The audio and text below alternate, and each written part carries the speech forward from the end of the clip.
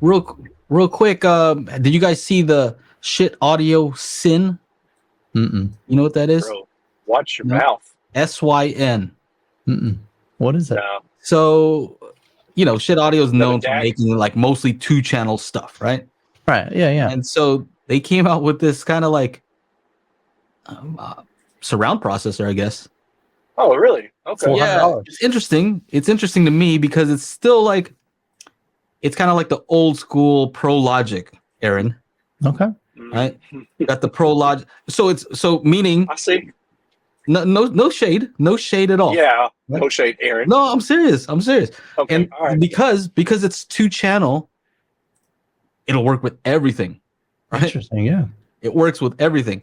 So like with Pro Logic, right? All you needed was a VCR that could do stereo. Remember that was a thing, right? You could have a VCR that didn't do stereo. Yeah. Or you had the one with the stereo and it had the 2 RCA outs, and like that's what you needed to be able to get Pro Logic, right? Mm-hmm.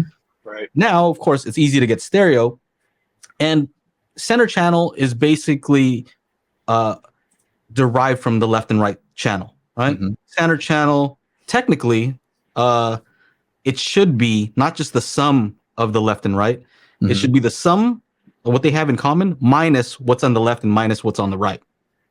Right. If we're going to be technical, right? Because you don't want, you want them to kind of have discrete signals, I guess. Not necessarily this, but you don't want them to have so much overlap, right?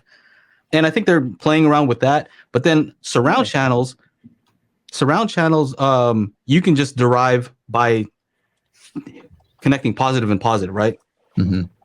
Yeah. So that's the difference between the left and right, like what's not in common with them, and that gets thrown into the rear. That's kind of how Pro Logic actually worked, right? It was just that plus delay for the rears, right? Plus a little bit of EQ, but for the most part, that's what was happening, right?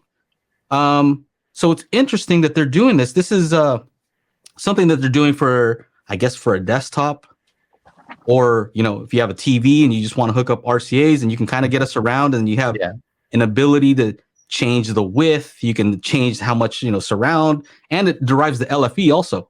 Right. So that's all cool. Like I like that stuff. And for me, I personally don't need it because I actually have like, discrete Dolby Atmos processors, things like that.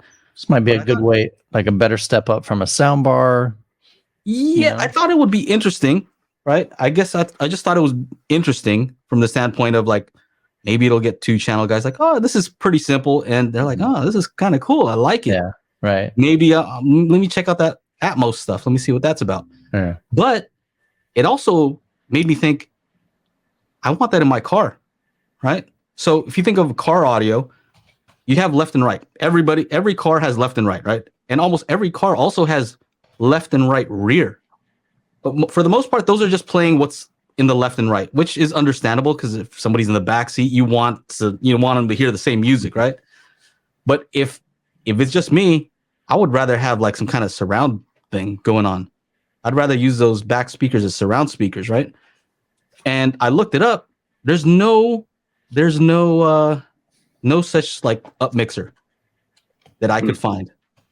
We lost Aaron, but Aaron, do you know of any up mixers for car audio that's like a Dolby up mixer? I can like go in old school. There's one called RFQ 5000 because I own that, and that RFQ. I'm already there. RFQ. You have to find it on eBay. And that took stereo signal, and I think it was Dolby Pro Logic 2 out because I used that for a little bit. Then there's like something called the JBL MS8. That was their Logic 7? Y'all remember that? Oh yeah. MS8. I had that. That was specifically for car audio. Oh, okay. And there's been other companies that have kind of tried to do like mono, like some mono for center channels and differential rear fill. So it's like R minus L, L minus R for the rear fill speakers. Alpine had something where they were running, gosh, I want to say it was Dolby Pro Logic 2, but I'm not 100% sure. And then they came out with their own with like the H800, I believe is the model, a DSP. Mm-hmm. They might even have something newer than that now. I think they actually do. So yeah, there's been different companies. I guess really just was what I'm trying to say. There's been different companies Right. use different things for car audio, and there's been one or two that have been kind of promising something for a while, but they haven't delivered yet. And I mean, like for a long while, like 6 or 7 years. How do I And they buy got this delivered. MS8? It's saw no longer that, yeah. produced. Yeah, it's. Where do I I find think they it? quit making it probably around like 2012 or Oh 2013. no! So I got to go on eBay. Yeah, yeah. Be careful, because I Yeah. think some Okay. of the So. people were having issues with them. Oh really? Yeah, and if you get one, you have to have one that has the display, and it has to have the display cable because it's a special cable. Like it's not like a stereo mini jack cable. It's like a special cable, and you have to have the display to do the setup. If you don't have the, Okay. if you go on YouTube, you can see a review I did see it. for it I before see I it. was even. Oh, I then wasn't this even is doing cheap. I'm gonna buy reviews. this. But I just made a video for it for some car audio people to kind of walk through it, and that's probably one of my most viewed videos, and I made it in 2010, I think. So funny. Reverend Slim says Logic 7 was the biz back in the day. Yeah. Yeah. I had it in the M3, and I didn't love that system, to be honest. I mean, it was okay, but nothing can compete with a really good aftermarket tune if you know what you're doing. It really can't. I mean, as far as like getting in, setting time delays, equalizing each side of it, like your left side and your right side, so the response is matched between seats, right? Like, or in your front seat. Nothing beats that. So, but there's been a lot of kind of close. Did you like when you implemented the Dolby Pro Logic? I only did it for rear fill. I wanted, because there at the time we didn't have processors that we could do internal matrixing with, like through the DSP. So you had to do something like that, or you could have wired it up, I guess. But I just didn't want to do it that way. I wanted the DSP to handle it, and it also I think added additional delay for the channels too. So did you like the effect when you're? That was cool, I guess. It was the product itself though was noisy. I mean, it was just very noisy. So it ruined any benefit that I would have had. It just ruined it. I see. Yeah. So anyway, I called them. I called Schiit Audio, and I said, "Hey, can I use this in my car somehow? Like, you know?" And they're like, "You probably have to use a power inverter, which I don't want to use." Right. Yeah. I'm like, they're like, "It might make some noise." I'm like, "No, I don't know about that." I'm not trying to not worth the trouble, man. No.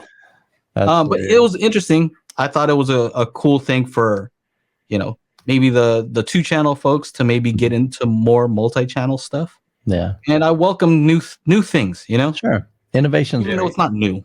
Yeah. It's not new, but it's just trying something new. I like that. Right. That's cool though. I'd be interested to play around with that. Just to let's see here. While you're looking I up, bet you Cheap Audio Man's going to review it because he seems to review a lot of their stuff. I saw he had reviewed it. So I'll probably check that out. Okay. Now, if you can't catch the show, we do have an audio version at anchor.fm/daily HiFi. So make sure to go on over there if you like to listen to the show.